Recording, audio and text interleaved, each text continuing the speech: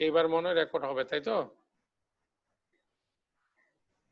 হ্যাঁ, ওকে, thank you. তো আমরা বলেছিলাম যে নিউরাল নেটওয়ার্কের ভিতরে ফল্ট টলারেন্ট ক্যাপাবিলিটি আছে, কিন্তু একটা ডিজিটাল কম্পিউটারের ভিতরে আসলে এই ফল্ট টলারেন্ট ক্যাপাবিলিটি নাই। যেমন আমরা বলছিলাম যে যদি একটা ডিজিটাল কম্পিউটারের একটা চিপ নষ্ট হয়ে যায়, একটা মাইক্রোপ্রসেসরের যে লেগ আছে, একটা লেগ হয়তো নষ্ট হয়ে গেছে, তোমরা এমনিতে চিপ দেখছো না?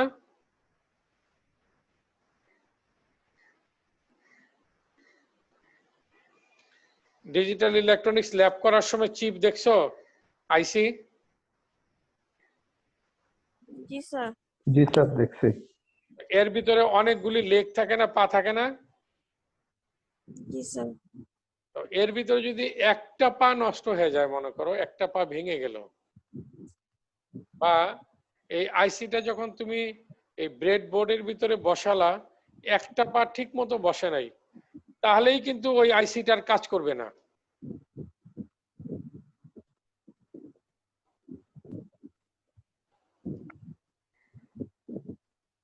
জি স্যার।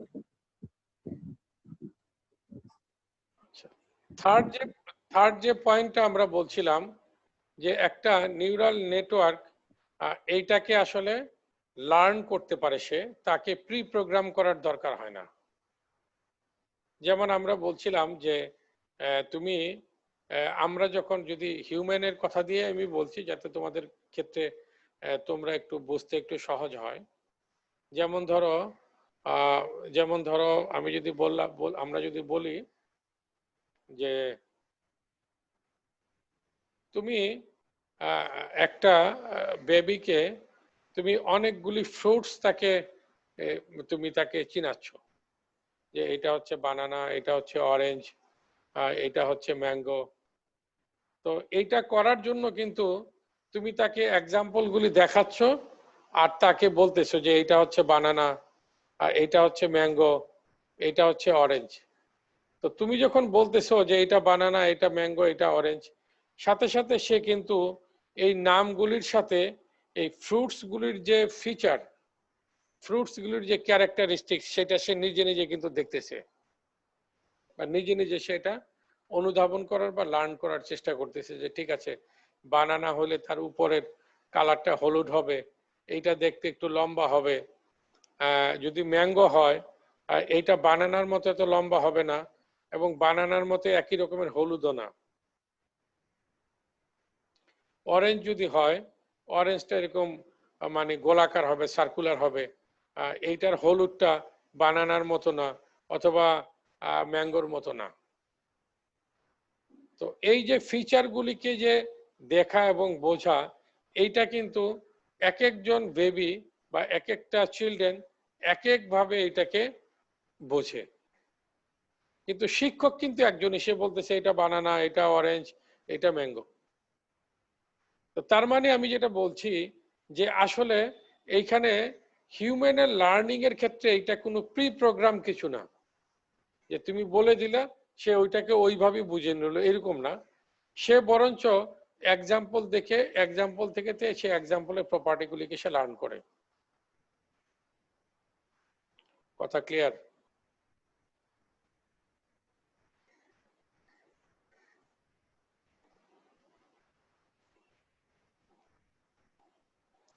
এবার আমরা যাচ্ছি নিউরাল নেটওয়ার্কের আর্কিটেকচারটা কিরকম হবে।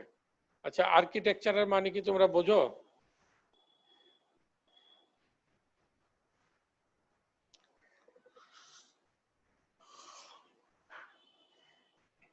কোন জিনিসের আর্কিটেকচার মানে কি?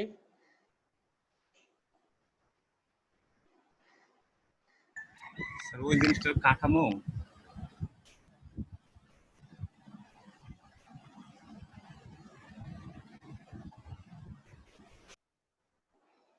আরেকজন একটু বলো দেখি, আর্কিটেকচারের মানে কি?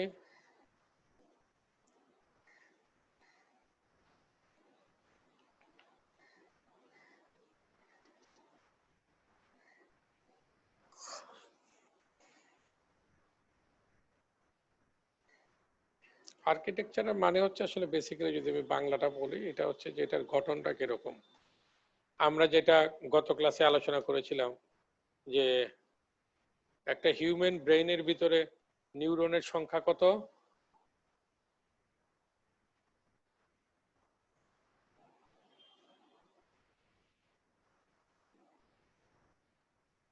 হিউম্যান ব্রেইনে কতগুলি নিউরন থাকবে? স্যার অসংখ্য লক্ষ লক্ষ নিউরন থাকে। সেই নাম্বারটা কত? আমরা তো একটা নাম্বার বলছিলাম, সেই নাম্বারটা কত? অসংখ্য মানে কি 50? না স্যার 86 না বিলিয়ন স্যার, সম্ভব।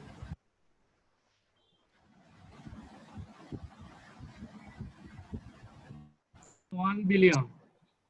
আমরা বলেছিলাম যে 10⁸, এটা 10 বিলিয়নের মতো। 1 বিলিয়ন আমি বলেছিলাম কয়েকবার ভুলে। তবে হিউম্যান ব্রেইনের ভিতরে 10 বিলিয়ন নিউরন আছে এবং প্রত্যেকটা নিউরনকে আমরা বলেছিলাম যে প্রত্যেকটা নিউরন হচ্ছে একটা সিলিকন প্রসেসরের মতো।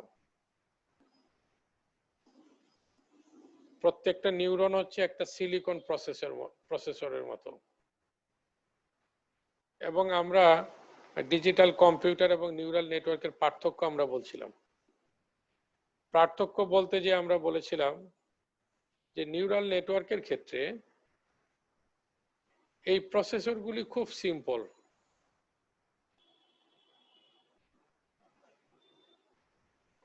কিন্তু ডিজিটাল কম্পিউটারের ক্ষেত্রে এই প্রসেসরগুলি খুব পাওয়ারফুল। কথা বোঝা গেছে?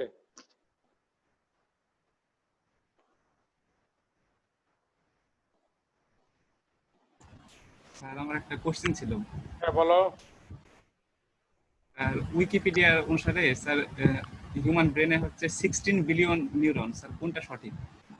16 বিলিয়ন? জি স্যার। আচ্ছা বলতেছি, রাখো। বইয়ের ভিতরে আসে আসলে 10 বিলিয়ন, যেটা নিউরোসায়েন্সের যে বুকগুলি আছে ওইখানে কোনো রেফারেন্স দিছে 16 বিলিয়নের? এখানে এটা দেখিনি, তবে হচ্ছে আমি উইকিপিডিয়াতে একটু আগে দেখলাম স্যার 16 বিলিয়ন লেখা, স্যার দেখছি। দেখো তো কোনো রেফারেন্স দিছে কিনা যে এরা এই তথ্যটা কোত্থেকে নিছে।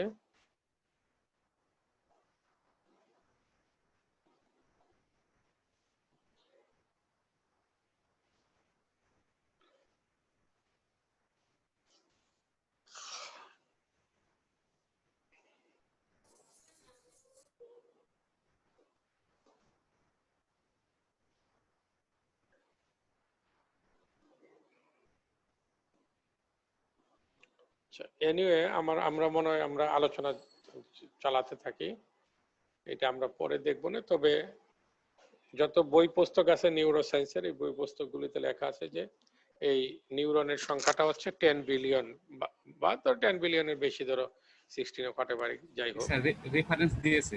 আচ্ছা ঠিক আছে, তো 10 বিলিয়ন বা 16 বিলিয়ন যাই হোক, এই নাম্বারটা কিন্তু অনেক বেশি। তো আমরা যখন একটা ধরো কি বলবো, যখন আমরা একটা কম্পিউটারের কথা চিন্তা করি, তার ভিতরে একটা দুইটা চারটা আটটা এরকম সংখ্যক প্রসেসরের কথা চিন্তা করতে পারি, বা 10টা 20টা, কিন্তু একটা কম্পিউটারের ভিতরে 1 লক্ষ প্রসেসর, এটা চিন্তাই করা যাবে না। কথাকে আমি বুঝাতে পারলাম? জি স্যার। একটা কম্পিউটারের ভিতরে 1 লক্ষ প্রসেসর, এটা চিন্তাই করা যাবে না। তা আমরা এই প্রসেসরের সংখ্যার দিক থেকে যদি বলি, তাহলে আমরা বলেছিলাম যে নিউরাল নেটওয়ার্কের ভিতরে এই প্রসেসরের সংখ্যাটা অনেক, এবং আমরা বলছিলাম যে এই প্রসেসরগুলি ইন্টারকানেক্টেড থাকে, একটা প্রসেসরের সাথে আরেকটা প্রসেসর ইন্টারকানেক্টেড থাকে। তো আমরা এই ইন্টারকানেক্টেড হওয়ার কারণেই আসলে এটা নেটওয়ার্ক। ইন্টারকানেক্টেড যদি না থাকতো তাহলে এটা নেটওয়ার্ক হতো না। তো নিউরাল নেটওয়ার্কের আর্কিটেকচার বলতে আমরা যেটা মিন করব সেটা হচ্ছে এই নিউরনগুলিকে কিভাবে সাজানো হয় এবং তাদের ভিতরে কানেক্টিভিটিগুলি কিভাবে দেওয়া হবে।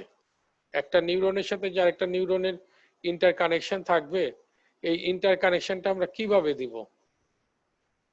তো এই কারণে এইটাকে আমরা বলছি নিউরাল নেটওয়ার্ক।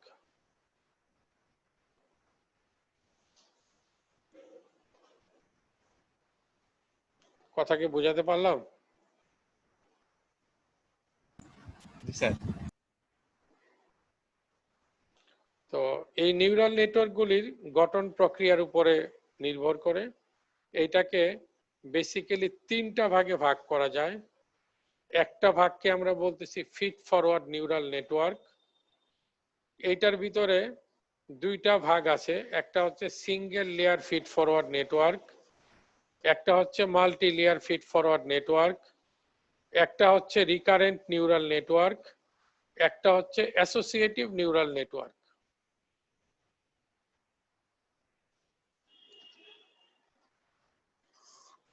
একটাকে বলছি ফিড ফরওয়ার্ড নিউরাল নেটওয়ার্ক, যার ভিতরে 2টা ভাগ থাকবে, একটা হচ্ছে single layer feed forward network, একটাকে বলছি multi layer feed forward network, একটাকে বলছি রিকারেন্ট নিউরাল নেটওয়ার্ক, একটাকে বলছি অ্যাসোসিয়েটিভ নিউরাল নেটওয়ার্ক।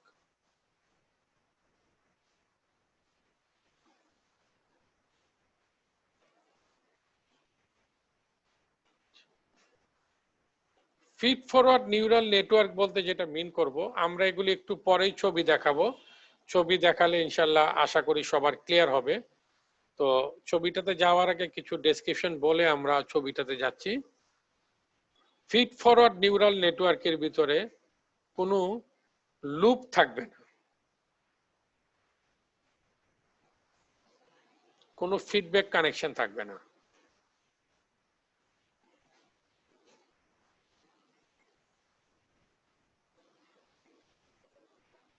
আর এইখানের ভিতরে আমি ছবিটাতে যাই, ছবিটা থেকে আমার মনে হয় যে দেখালে সুবিধা হবে। আচ্ছা, এইখানে একটা ফিড ফরওয়ার্ড নেটওয়ার্কের ছবি কি দেখা যাচ্ছে? সাদা ছবিটা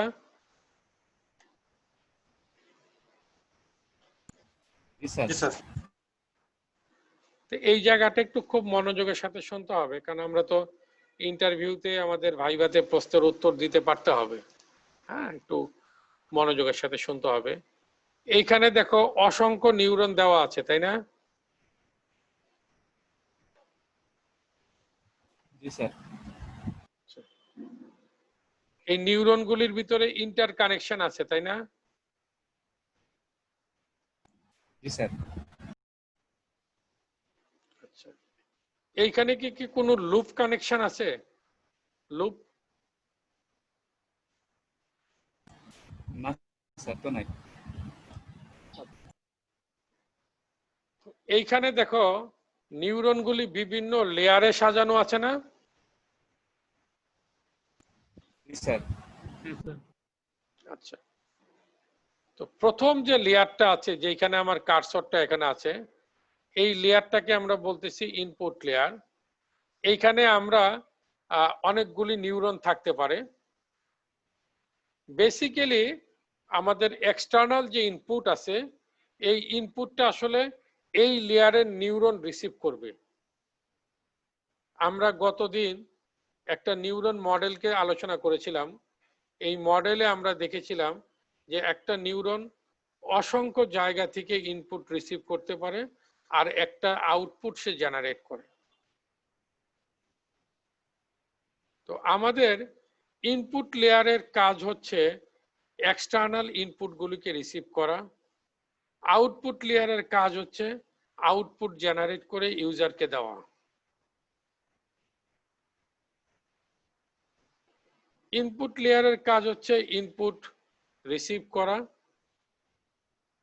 আউটপুট লেয়ারের কাজ হচ্ছে আউটপুটটা ইউজারের কাছে পৌঁছিয়ে দেওয়া বা ইউজারকে দেওয়া।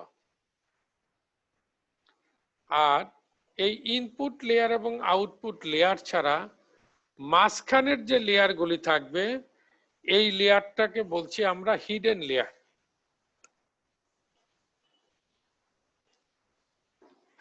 এইটাকে হিডেন লেয়ার বলার কারণ হচ্ছে, দেখো এই লেয়ারটা ইউজারের কাছে ভিজিবল না। ইউজার ইনপুট দিতেছে ইনপুট লেয়ারে, আউটপুট নিতেছে আউটপুট লেয়ার থেকে মাঝখানে যে প্রসেস হচ্ছে, এই প্রসেসটা কিন্তু ইউজারের কাছে ভিজিবল না, মানে ইউজার এই প্রসেসটা দেখতে পাচ্ছে না। আমি কি কথাটা বোঝাতে পারলাম? জি স্যার। এই জন্য এই লেয়ারটাকে আমরা বলতেছি হিডেন লেয়ার। তো এইখানে দেখো সিগন্যালগুলি বা ইনফরমেশনগুলি সব সামনের দিকে ট্রাভার্স করবে বা সামনের দিকে প্রপাগেট করবে। নিউরাল নেটওয়ার্কের ক্ষেত্রে বা সিগন্যালের ক্ষেত্রে আমরা বলি সিগন্যালটা প্রপাগেট করে।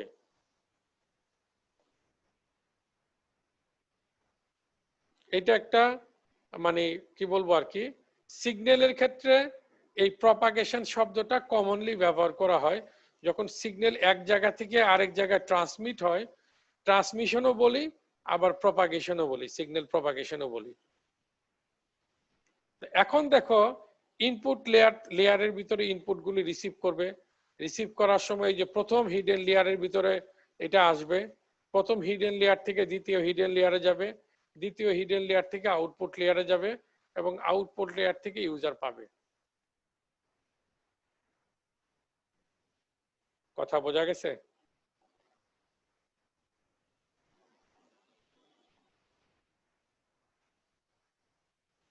তথ্যগুলি কি, ইনফরমেশনগুলি কি সব সামনের দিকে প্রপাগেট করতেছে না, নাকি পিছনের দিকে প্রপাগেট করছে? সামনের দিকে। তো এই জন্য এটার নাম হচ্ছে ফিড ফরওয়ার্ড।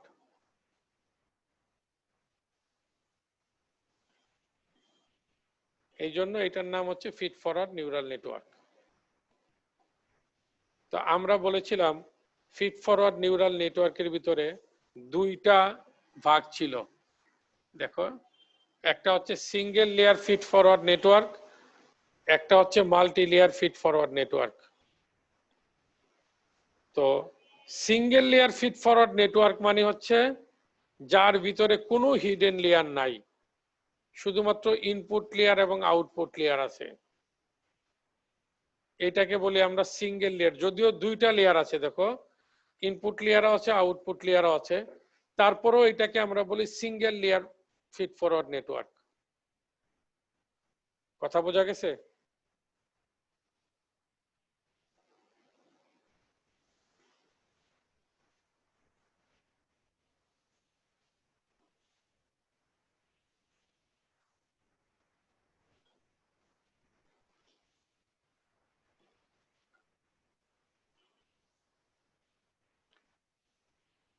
আমি বলেছি যে সিঙ্গেল লেয়ার ফিড ফরওয়ার্ড নেটওয়ার্কের ভিতরে কোনো হিডেন লেয়ার থাকবে না। এই কথাটা কি শুনতে পেয়েছো তোমরা? জি sir. Multi layer feed forward নেটওয়ার্কের ক্ষেত্রে হিডেন লেয়ার থাকবে। একটা হিডেন লেয়ার থাকতে পারে অথবা একের অধিক হিডেন লেয়ার থাকতে পারে। এই চিত্রের ভিতরে কয়টা হিডেন লেয়ার আছে? একটা। কোথায় একটা লেয়ার আছে? স্যার দুইটা। স্যার দুইটা। দুইটা হিডেন লেয়ার আছে, রাইট। তা আমি বলেছিলাম যে single layer feed forward neural নেটওয়ার্কের ভিতরে যদিও আমরা নাম বলতেছি সিঙ্গেল লেয়ার, এখানে লেয়ার আসলে আসলে দুইটা আছে। একটা হচ্ছে ইনপুট লেয়ার আর একটা হচ্ছে আউটপুট লেয়ার। ইনপুট লেয়ার এবং আউটপুট লেয়ার ছাড়া কোনো নেটওয়ার্ক হতে পারবে না। ইনপুট লেয়ার এবং আউটপুট লেয়ার ছাড়া কোনো নেটওয়ার্ক হতে পারবে না। মাল্টি লেয়ার ফিড ফরওয়ার্ড নেটওয়ার্কের ক্ষেত্রে আমাদের একের অধিক হিডেন লেয়ার থাকতে পারে। একটা হিডেন লেয়ার থাকতে পারে অথবা একের বেশি হিডেন লেয়ার থাকতে পারে।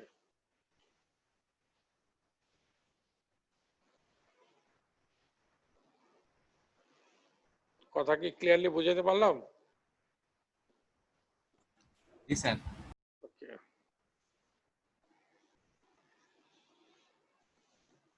এই যে দেখো, এইটাকে বলছি রিকারেন্ট নেটওয়ার্ক। এখানে লুপ কানেকশন আছে, দেখো তো।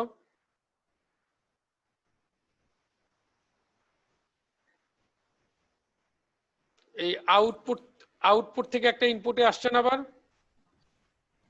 স্যার লুপ আছে স্যার আউটপুট থেকে যে ইনপুটে।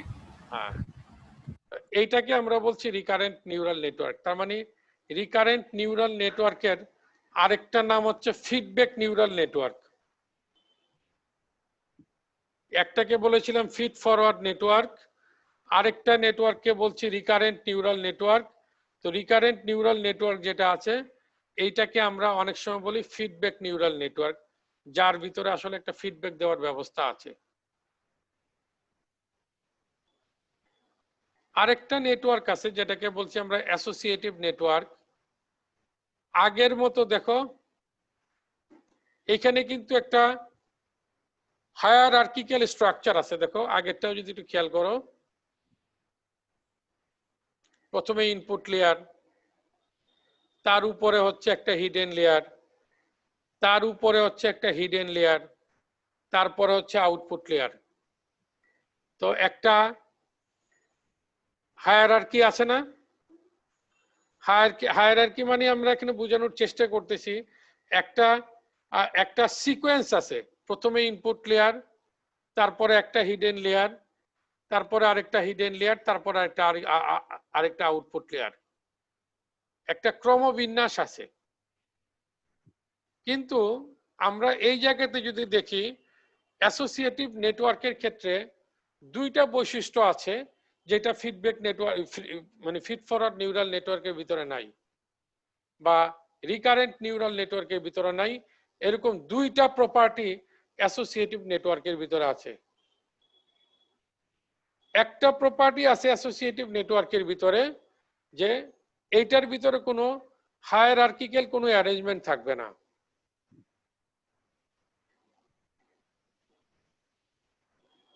আর কানেকশনগুলি এখানে বাই ডিরেকশনাল। বাই ডিরেকশনাল মানে হচ্ছে ইনফরমেশন দুই দিকেই ফ্লো করতে পারে।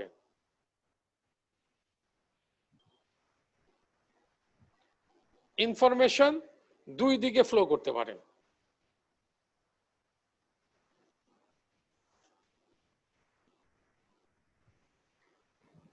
স্যার ইনফরমেশন গুলো কি সার্কেল আকারে যাবে নাকি শুধু একটা লুপ থেকে মানে একটা নোড থেকে আরেকটা নোডে যাইতে পারবে শুধু?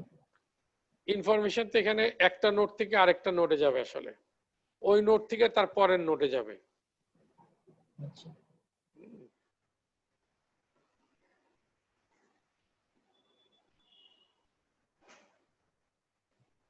তাহলে আমরা এইখানে আজকে এই পর্যন্ত যেটা আলোচনা করলাম সেটাকে যদি আমরা একটু সামারি করি তাহলে দেখব যে আমরা নিউরাল নেটওয়ার্কের কিছু সুবিধা সম্পর্কে আলোচনা করেছি।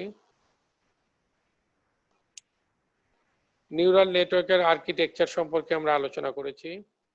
আর্কিটেকচার সম্পর্কে আলোচনা করতে গিয়ে আমরা তিন ধরনের নেটওয়ার্কের কথা বলেছি। একটা বলেছি ফিড ফরওয়ার্ড নিউরাল নেটওয়ার্ক, একটাকে বলেছি রিকারেন্ট নিউরাল নেটওয়ার্ক, একটাকে বলেছি অ্যাসোসিয়েটিভ নেটওয়ার্ক। তো ফিড ফরওয়ার্ড নিউরাল নেটওয়ার্কের বৈশিষ্ট্যের ভিতরে আমরা বলেছিলাম যে এইখানে নিউরনগুলি একটা লেয়ার আকারে সাজানো আছে এবং এখানে একটা হায়ারার্কি মেনটেন করা হয়। একটা নির্দিষ্ট ফ্যাশনে নিউরনগুলি সাজানো আছে, এটা একটা বৈশিষ্ট্য। আরেকটা বৈশিষ্ট্যের ভিতরে বলেছিলাম যে ইনফরমেশনগুলি শুধুমাত্র সামনের দিকে প্রপাগেশন হবে। ইনফরমেশনগুলি শুধু সামনের দিকে ট্রান্সমিট হবে, পিছনের দিকে ট্রান্সমিট হবে না। এই জন্য আমরা এটাকে বলছি ফিড ফরওয়ার্ড।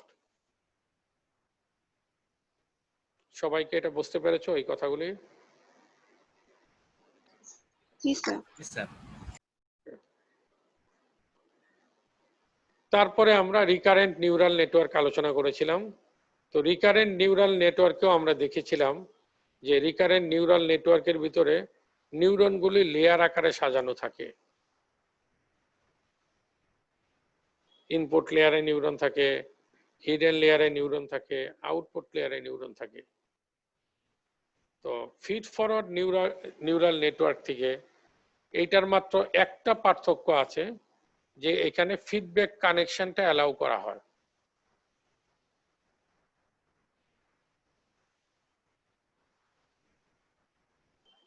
এইখানে আমাদের কি স্ক্রিন অফ করে রেখেছেন? স্ক্রিনটা অফ করে দিছি, রাইট। হ্যাঁ,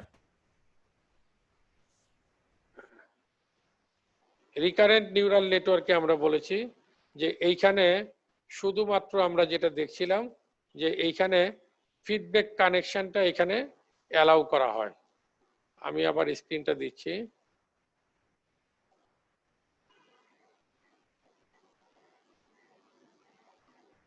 এইখানে দেখো কোনো ফিডব্যাক কানেকশন নাই বা কোনো লুপ কানেকশন নাই, কিন্তু এই পরের চিত্রটাতেই যখন গেছি তখন কিন্তু আমরা দেখছি যে লুপ কানেকশন আছে, তাই না?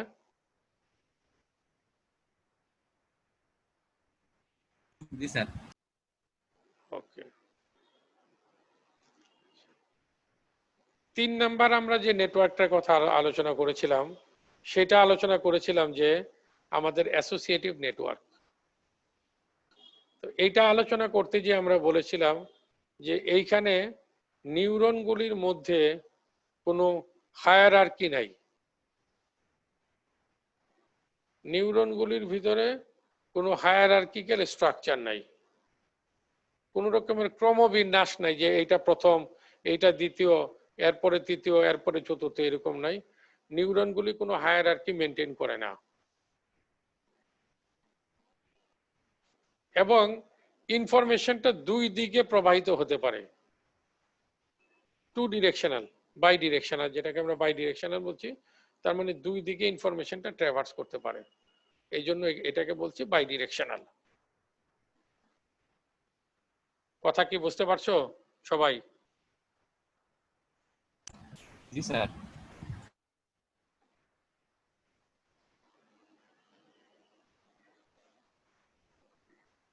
সাব্বির রহমান চলে গেছে। জাহিদ হাসান বুঝতে পারছো? স্যার আমি একটু পড়া আসছি তো স্যার, প্রথম থেকে আমি করতে পারি না স্যার, আমি যে 28 লাখ শুরু করছি। আচ্ছা, তুমি তাহলে একটু ইয়েটা শুনে নিও, আমাদের রেকর্ডিংটা শুনে নিও আর কি।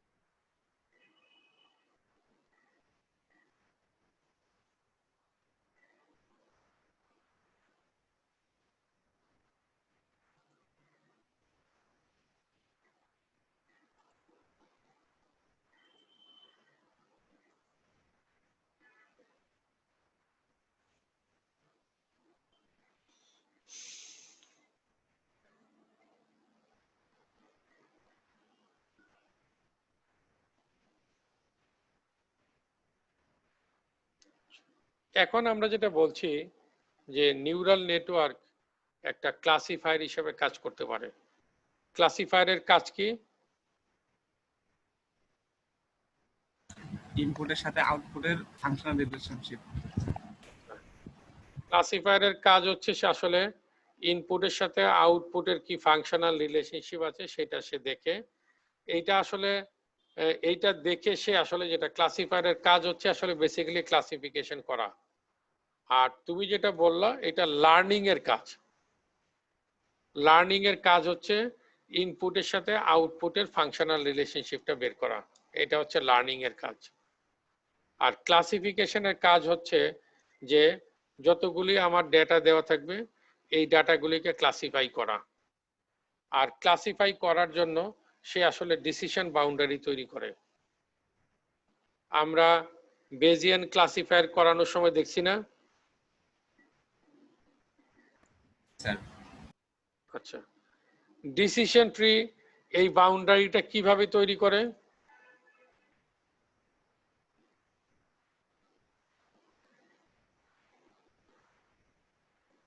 ডিসিশন ট্রি তো একটা ক্লাসিফায়ার, ক্লাসিফায়ার না? স্যার ডিসিশন ট্রি এই বাউন্ডারিটা কিভাবে তৈরি করে? Sir root node, internal node আর লিফ নোডে স্যার তো ভাগ করে স্যার, এটা কি? আচ্ছা, ভেরি গুড, কিছুটা হয়েছে। ডিসিশন ট্রি আসলে রুট নোড, ইন্টারনাল নোড এবং লিফ নোড এইগুলি ব্যবহার করে সে আসলে একটা ডিসিশন বাউন্ডারি তৈরি করে। আসলে আমরা যেটা দেখিয়েছিলাম, একটা ট্রিকে কি একটা ইয়া দিয়ে রিপ্রেজেন্ট করা যায় না, ইফ দেন এলস দিয়ে রিপ্রেজেন্ট করা যায় না? কোশ্চেনটা বুঝতে পারিনি স্যার, আরেকবার। আবার বলতেছি, আমি বলতেছি একটা ট্রি যদি থাকে, এই ট্রিটাকে কি আমরা ইফ দেন এলস এই রোল দিয়ে প্রকাশ করতে পারি না? জি স্যার। তার মানে হচ্ছে ডিসিশন ট্রি আসলে বেসিক্যালি ক্লাসিফিকেশন করার জন্য সে কিছু রোল আসলে জেনারেট করে, কিছু রোলকে সে জেনারেট করে। আমি মনে হয় ওই ডিসিশন ট্রির ওই জায়গাটাতে আর একটু যেতে হবে আমাদের, যে আমরা একটু দেখতে হবে। আসলে আমি তোমাদেরকে একটু দেখাই।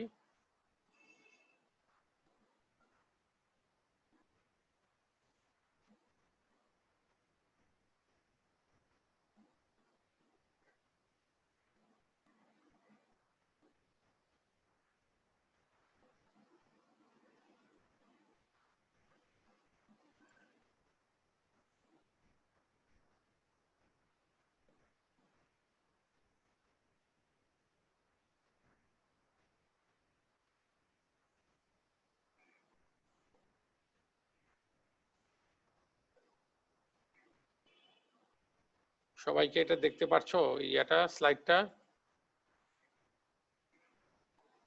দেখা যাচ্ছে? নতুন স্লাইডটা? জি জি স্যার, স্যার। দেখা যাচ্ছে।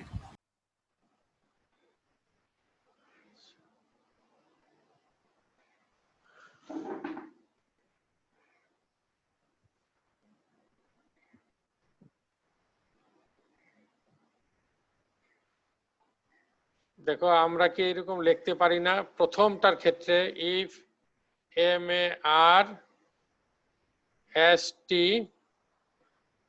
এইটা সমান হচ্ছে married,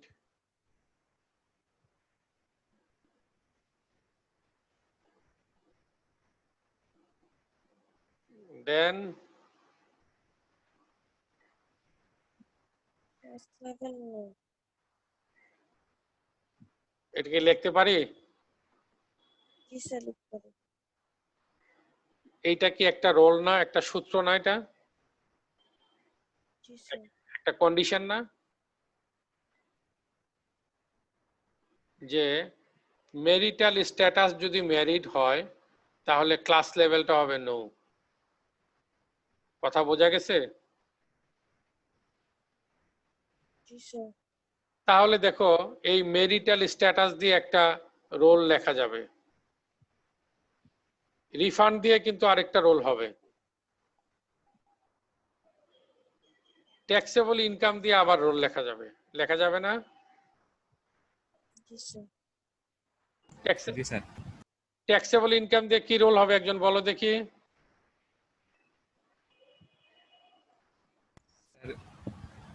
If taxable income greater than or equal to 80, then plus equal yes. Else, no. Very good. If taxable income greater than 80K, then class level equal to yes, otherwise no. তার মানে হচ্ছে দেখো, decision tree এই তোমার ট্রির মাধ্যমে সে কিন্তু classify করতেছে, তাই না? তো আমার কাছে খুব আনফরচুনেট লেগেছে, তোমাদের পুরা ক্লাসের ভিতরে শুধু একজন মাত্র ডিসিশন ট্রির ইয়াটা পেরেছে। তোমার একটা ডিসিশন ট্রি তৈরি করতে দিছিলাম না 1 নম্বরে? জি স্যার। শুধুমাত্র পুরো ক্লাস জুড়ে একজনের ডিসিশন ট্রিটা হয়েছে, বাকি যেহেতু কপি করছে, কেউ আর এটা কারেক্ট করতে পারে নাই। যে মানে সোর্স যে ভুল করছে, এই ভুলটা সবার কাছে গেছে, সবার কাছে।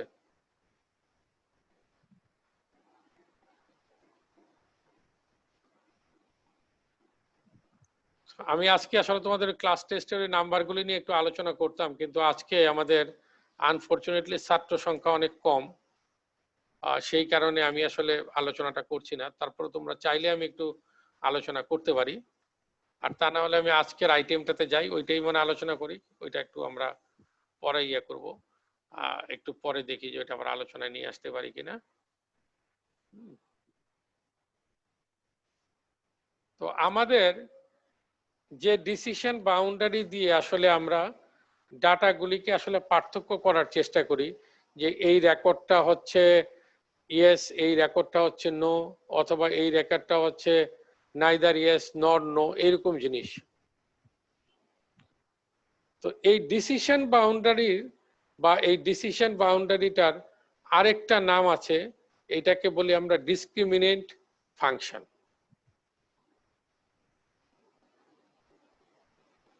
ডিসক্রিমিনেট করার মানে হচ্ছে পার্থক্য করা, কিন্তু ডিসক্রিমিনেট করার মানে হচ্ছে পার্থক্য করা।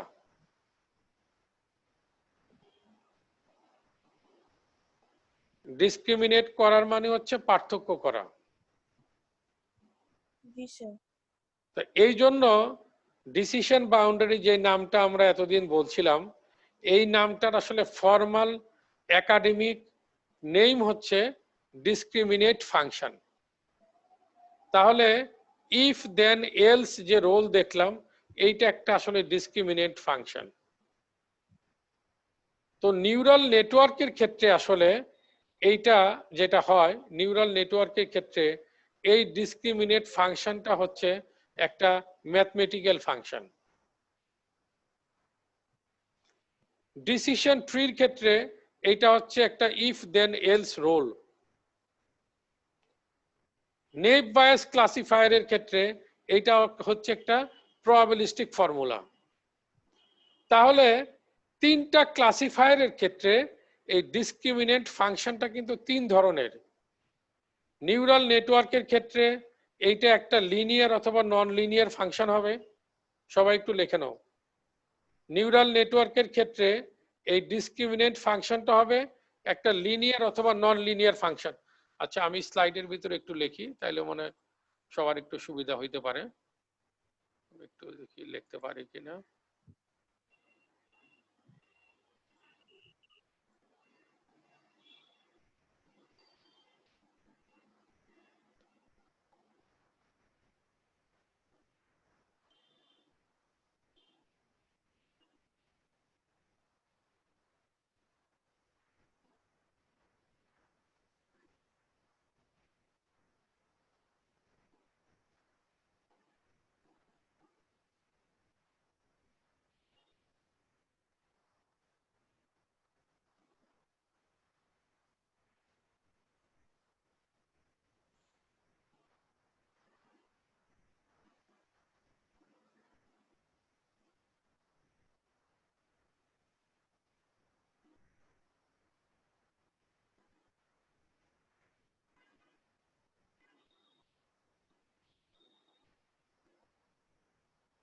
সবাইকে লেখাগুলি দেখা যাচ্ছে?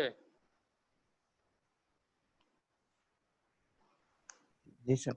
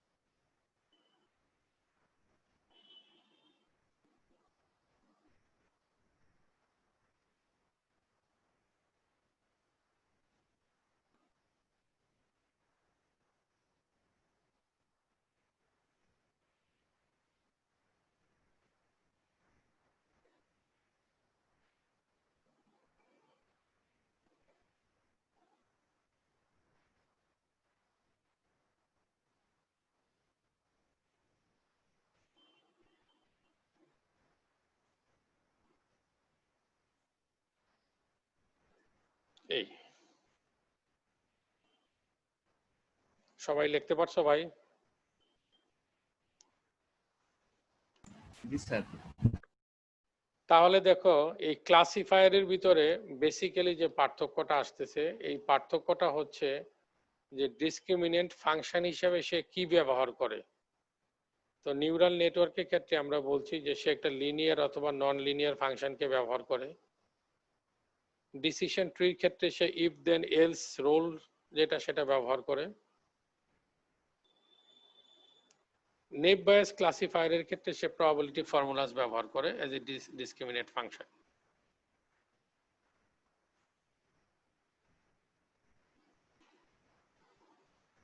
কথা ক্লিয়ার?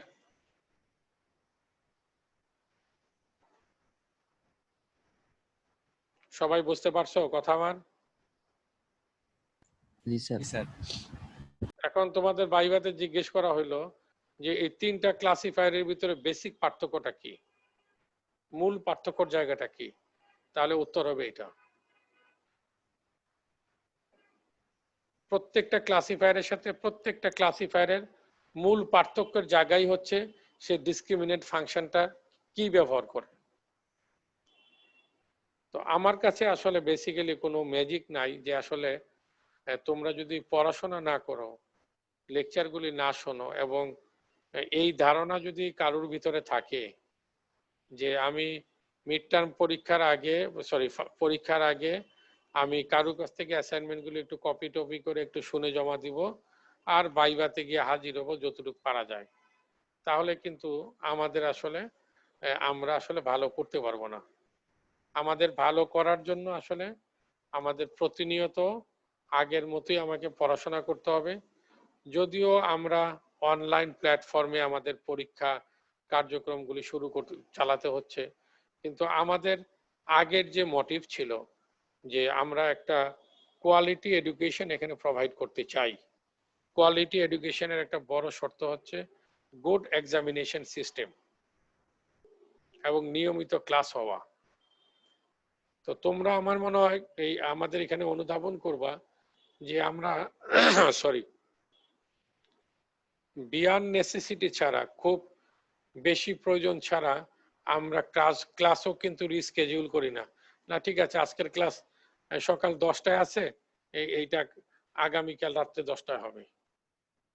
আমরা খুব প্রয়োজন যদি পরে কখনো যদি জরুরি কোনো জিনিস পড়ে যায় তখন আমরা ক্লাসটাকে রিস্কেডিউল করি।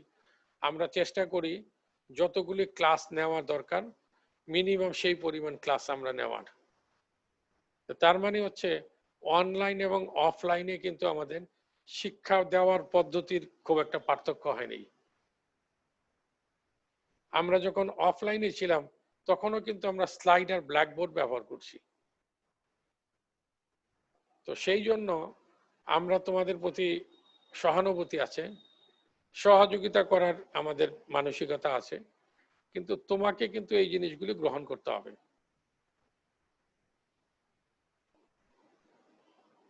তুমি যদি বাসায় থেকে বা তোমার যে জায়গাতে আছো সেইখানে থেকে তুমি কোনো কিছু না পড়ো, তাহলে কিন্তু পরীক্ষাতে গিয়ে তুমি ভাইভাতে কোনো অ্যান্সার করতে পারবে না। আর ভাইভাতে অ্যান্সার করতে পারবে না মানে হচ্ছে তোমার অ্যাসাইনমেন্টগুলি যেগুলি করছো সেইগুলি তোমার নিজের আন্ডারস্ট্যান্ডিং থেকে করো নাই। তো আমি সবার কাছে বিনীত অনুরোধ রাখবো, আমরা প্রতিদিনের ক্লাসটা প্রতিদিন একটু সবাই চেষ্টা করি, আমরা যেহেতু আমাদের রেকর্ডিংগুলি আমরা দিয়ে দিই, আমরা চেষ্টা করি যে এই জায়গাগুলো একটু ক্লিয়ার করার।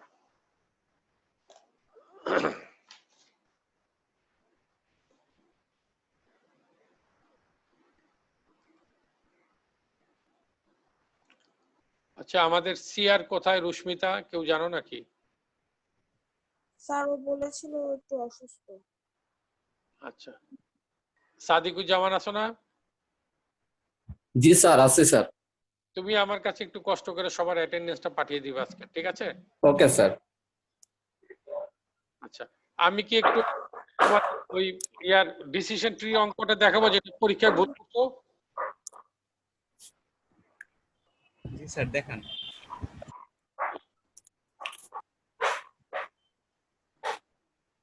তাহলে একটু এক মিনিট অপেক্ষা করতে হবে, আমি এটা একটু নামিয়ে নিই।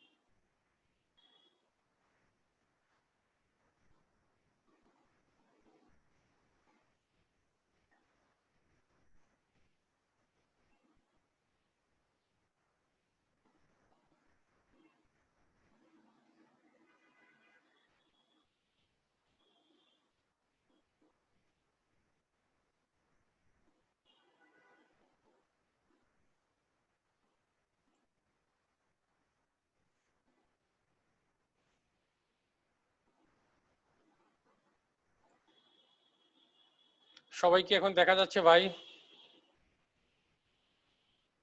জি স্যার। আচ্ছা, ধরো এইখানে ট্রিটা দেখা যাচ্ছে না? জি স্যার। আচ্ছা, এই ট্রিতে দেখো আমরা রোট হিসাবে এটাকে নিছি, ভালো কথা।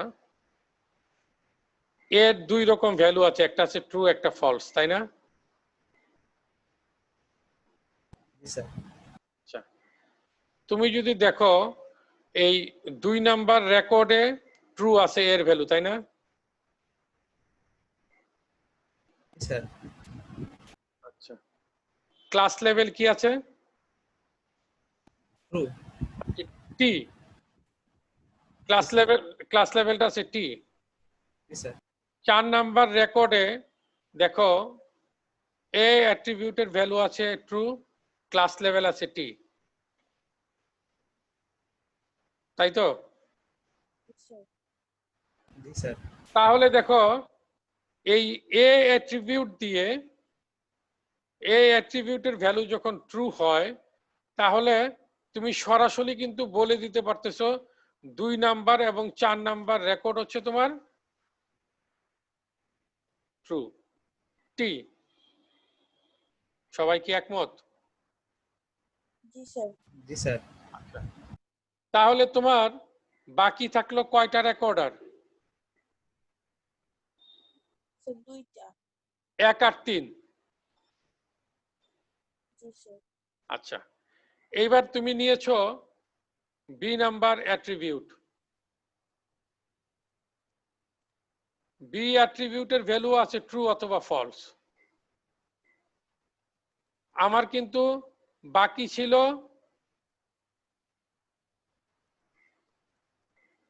1 আর 3। আচ্ছা, 1 আর 3 দেখো 1 নম্বরে বি অ্যাট্রিবিউটের ভ্যালু কি? ফলস। ফলস। ক্লাস লেভেল কি? এফ। আচ্ছা, আর 3 নম্বরে ট্রু। ট্রু। ক্লাস লেভেল কি? টি। ট্রু। টি। টি। এইটা করার পরে আমার তো আসলে সি নাম্বার অ্যাট্রিবিউট তো আমার কনসিডার করার দরকারই নেই। আমি 4টা ডাটাকে তো এমনি এখন ক্লাসিফাই করে ফেলতে পারতেছি এ আর বি অ্যাট্রিবিউট দিয়ে। আমার তো সি অ্যাট্রিবিউট লাগবে না এখানে আর। কথা আমি বুঝাইতে পারলাম? জি স্যার। হ্যাঁ। স্যার বুঝতে পারছি। তো এইরকম অসংখ্য জায়গাতে কিন্তু আমাদের ভুল করছি, এবং এই ভুলটা করার কারণ হচ্ছে আমাদের আসলে কপি।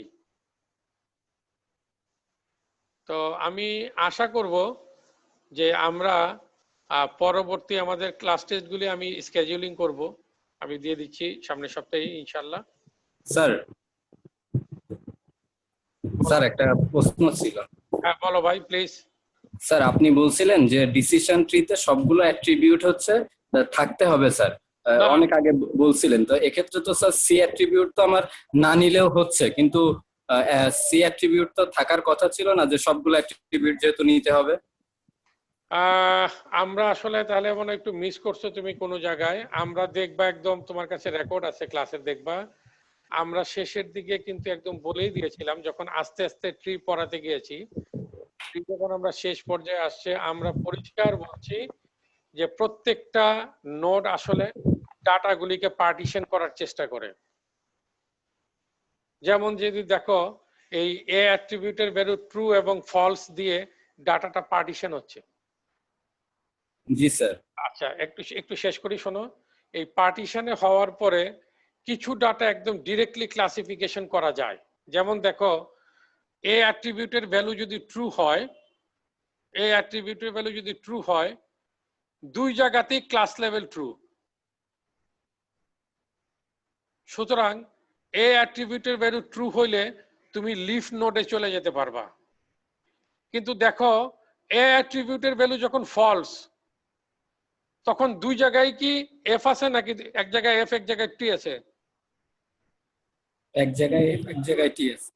তার মানে এ অ্যাট্রিবিউটের ভ্যালু ফলস হইলে তুমি ক্লাস লেভেল দিতে পারবা না, কারণ ফলসের জন্য তো ক্লাস লেভেল হবে, মানে একটা ইনপুটের জন্য একই রকম ইনপুটের জন্য একই রকম আউটপুট হবে। প্রথম দেখো, প্রথম রেকর্ডের জন্য আমি যদি এ অ্যাট্রিবিউটের ভ্যালু ফলস হয় তাহলে ক্লাস লেভেল হচ্ছে এফ।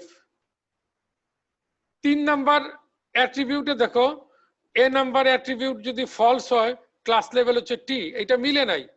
সুতরাং বাধ্য হয়ে আমাকে আরেকটা অ্যাট্রিবিউট চুজ করতে হবে।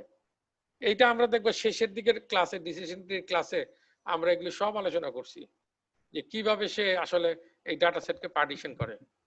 কারণ আমরা নোড স্প্লিটিং পড়িয়েছিলাম, জিনি ইন্ডেক্স পড়িয়েছিলাম।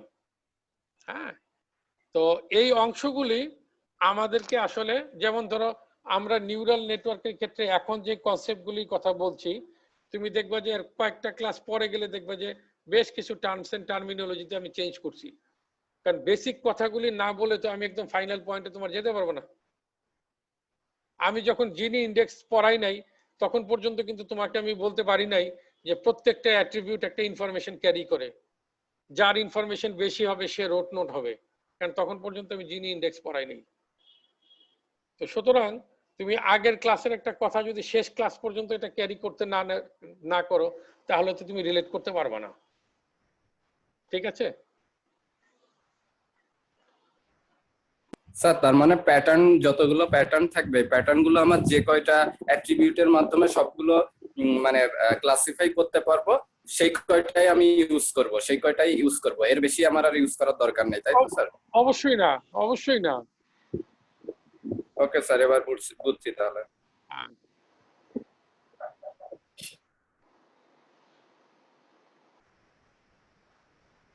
ঠিক আছে, আচ্ছা।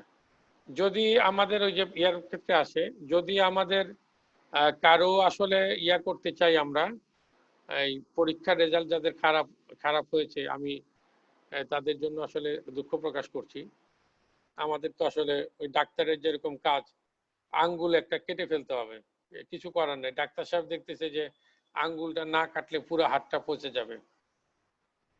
তো আমরা আসলে, আমি শিক্ষক হিসেবে চাই সবাই ভালো করুক, সবাই যাতে ভালো করে, সেটা আমার একদম মনে প্রাণে চাওয়া। যদি কারো ইমপ্রুভমেন্ট দেওয়ার প্রয়োজন লাগে, আমার মনে হয় যে এই যে জন্য তোমরা দেখছো মনে, কালকে আমি মিডনাইটে এগুলি সব আপলোড করছি।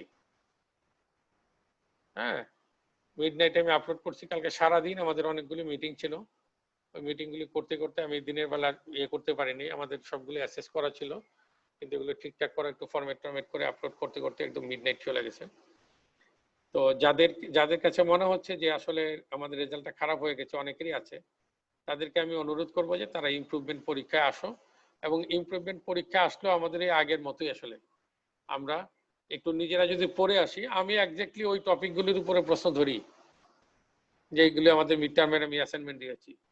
সুতরাং আমি যদি এগুলি বুঝতে পারি, বুঝে নেই, তাহলে তো আমার সমস্যার কথা না।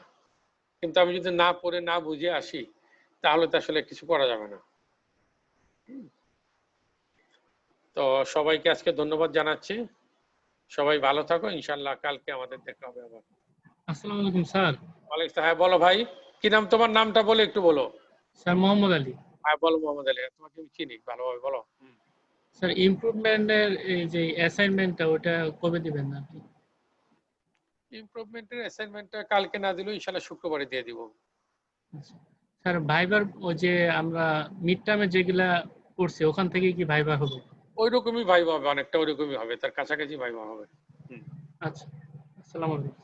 ওয়ালাইকুম আসসালাম।